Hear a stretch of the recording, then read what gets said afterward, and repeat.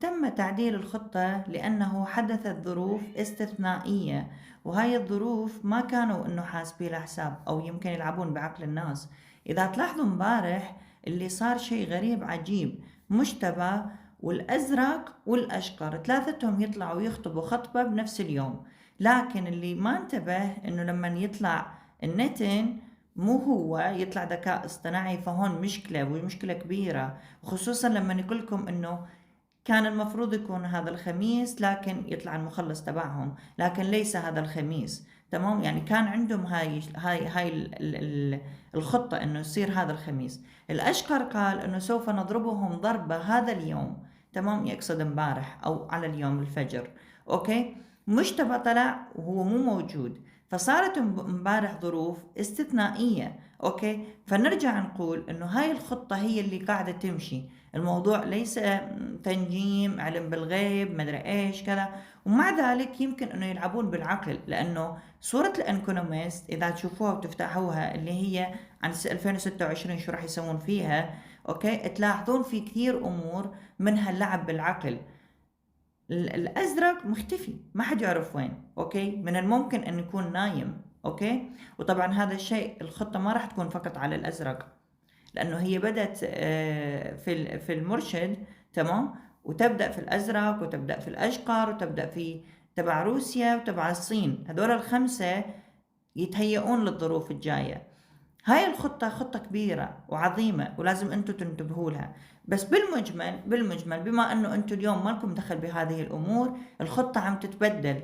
انا من اول ساعة ومن اول يوم سقط فيه بشار انا قلت الهدف الثاني هو تهيئة الظروف، ومن بعدها الهدف هو ايران حتى يكون العراق. وارجع اقول لكم الهدف ليس ايران، نفس كلام قبل، الهدف ليست ايران انما العراق وسوريا.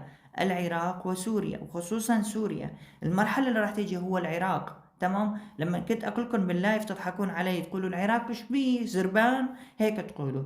المهم هلا انتم عم تشوفون شو عم يصير بالعراق.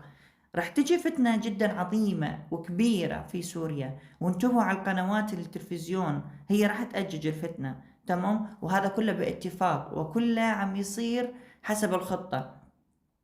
فلازم انكم تنتبهوا. الخليج ايضا، مصر لازم تنتبهوا، مصر خصوصا سد النهضة. اوكي، امبارح رئيس الوزراء الاثيوبي ذهب الى الامارات. فليش؟ انتم لازم تعرفون ليش. لانه انا بس احكي واقول وكذا سبوا وتتهموا وما ادري ايش، وكاني انا اتكلم بالعلم التنجيمي. انا لا اتكلم بالعلم التنجيمي، انا اتكلم بالعلم وليس علم اصلا، انما اطلاع. انما انت يكون في عندك فراسة، انما انت يكون في عندك قدرة انه تشوفهم، ومع انه مع ذلك في عندهم شغلات علنية. اوكي، يعني مثل امبارح يقول لك الاشقر يقول لك نحن اليوم صار عم نضربهم ضربة قوية. طيب وين الضربة القوية اللي انت قاعد توهم الناس؟ وين؟ طبعا ما راح تعملها لانه صار في ظروف استثنائية، او ممكن تلعب بعقولنا. تمام، مع ذلك انتم لازم تحذروا كفتنة. مالكم دخل، لا تفوتوا انتم بالمعارك، لا تفوتوا انتم بهاي الامور كلها. اوكي، عليكم ان ترحموا نفسكم واولادكم. اوكي، خزن اكل، ابتعد عن الفتن، اترك الطائفية، حب اخوك الشيعي، الشيعي يحب اخوك السني، حبوا المسيحيين، حبوا بعض. حب اخوك الانسان، اما اخ لك في الدين او نظير لك في الخلق. تمام، الفتنة اللي قاعدين تسووها انتوا وتجروا فيها اعيالكم وتجروا فيها اللي تنتمون الهم، راح تتحاسبون عليها، وحساب راح يكون جدا عسير، وانتوا ادرى، انا ما لي علاقة. اوكي، لكن انتوا شوفوا شلون الامور عم تمشي بسرعة. 15 شهر، 15 شهر. اوكي، وراها 15 شهر ثاني ذيك ظروف ثانية، بس هاي ال 15 شهر هي الفتنة، هي الإيهام، اللعب بالعقول، الكذب، النفاق، الدجل. اليوم طلعوا وزراء ورئيس إيران طلعوا يتمشون بالمظاهرة ولا كأنه في مشكلة وكأنه في حرب، كلهم طالعين بالشوارع.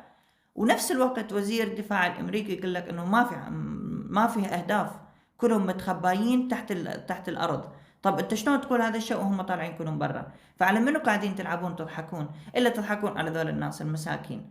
أما اللي يجي يقول أبو علي الشيباني ومدري مين، هذول الناس نصابة، هذول الناس نصابة. عبد اللطيف كذا، هذول أتحداك. لا تصدقون انتم بشي اسمه شيباني، عبد اللطيف، ما ادري منو، هذول كلهم كذابين. هذول كلهم يجيهم اوامر، يجيهم رسائل انه قول هيك واحكي هيك. تمام. وكذب المنجمون ولو صدقوا، هذول الناس نصابة محتالة. نحن الخطة نعرفها وانتم تعرفوها، بس انتم اليوم ما قاعد تبحثون عنها اكثر. لازم انك اليوم تقرأ انت كثير كتب عن العالم القديم، عن التاريخ القديم، عن كتب الدينية اللي غير دينية. هي مثل النبوءاتية، هي دينية لكن تنحسب انه غير دينية. أحاديث، مدري ايش، كثير امور لازم تقرون. لازم تقرون عن اديان ثانية. تمام. جميع الاديان ولو بشكل بسيط. لازم انتم تقروا الكلام اللي يقولوه، تقروه انتم بينكم وبين نفسكم. تمام. لازم انتم اليوم ايضا تعرفوا كيف الامور عم تمشي. مو بس انه والله ها اجى قال على التلفزيون معناته انه هذا الشيء راح يصير، لا. لازم انك يكون عندك اطلاع، لازم يكون عندك فراسة، لازم يكون عندك دراية. اوكي. لانه اليوم نحن عم نعيش بعالم كذب، عالم العولمة، عالم الذكاء الاصطناعي، عالم الخرافة، عالم ما اعرف انتم حسبوه شو هو. على كل حال، الان الظروف راح تكون مواتية انه لرفع الاسعار الطاقة، ورفع الأسعار الغذاء والمدري إيش. لهذا السبب أنا قلت لكم أهم شيء إنكم تخزنوا أكل، ماي، شاي، مدري إيش كذا من هذول الأمور. أوكي، اللي أنتم تحبوهم. وأيضا حبوب، طون، مدري إيش، محروقات، بطاريات. لازم ذولا، لأنه في عندكم أنتم 15 شهر صعبة. أوكي. لسه أنتم راح تشوفون 2027، 28، 29 إلى 2034 الخطة، إلى 2034. أوكي. الظروف راح تكون صعبة، بس الآن هي أصعب لأنه بلشت بالشرق الأوسط، وراح تنجر تركيا أو الحلف السني المتشكل حديثا. هي تركيا وتحتها سوريا، السعودية وتحتها الدول تبعها، باكستان والهند، أوكي، وغيرهم. هي راح تنجر قريبا، الحلف السني المتشكل حديثا. فلازم انتم تنتبهوا، لازم. واذا ما انتبهتوا ورحتوا بالفتنة وراحت دماءكم هباء منثورا، فانتم احرار. لانه انتم عم تشوفوا اليوم عم تنباع اوطان، تنباع شوارع، تنباع مناطق. هيك شلون ما كان تجيهم اوامر على التليفون: انا حطيتك، يلا نفذ سوي، والا تروح تختفي. اوكي.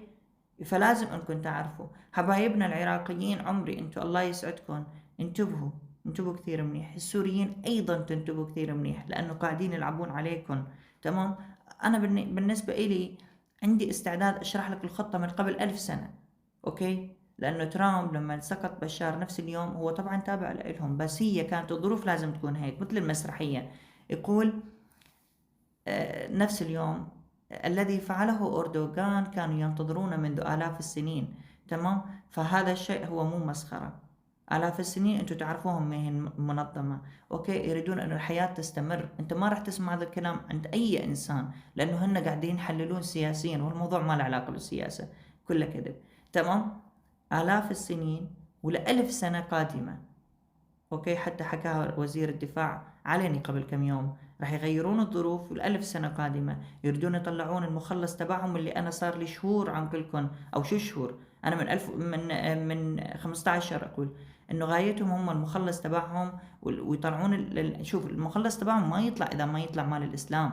تمام. تبع الاسلام هو الامام المهدي، وبعدها يطلع يسوع السيد المسيح، وبعدها يطلع هو المخلص تبعهم. فلازم يطلع هذه الظروف لازم تكون بهالطريقة، ولا ما يطلع عندهم بسرعة. تمام. فالمهم هذول يلعبون بعقولنا، ولازم انتم تنتبهوا.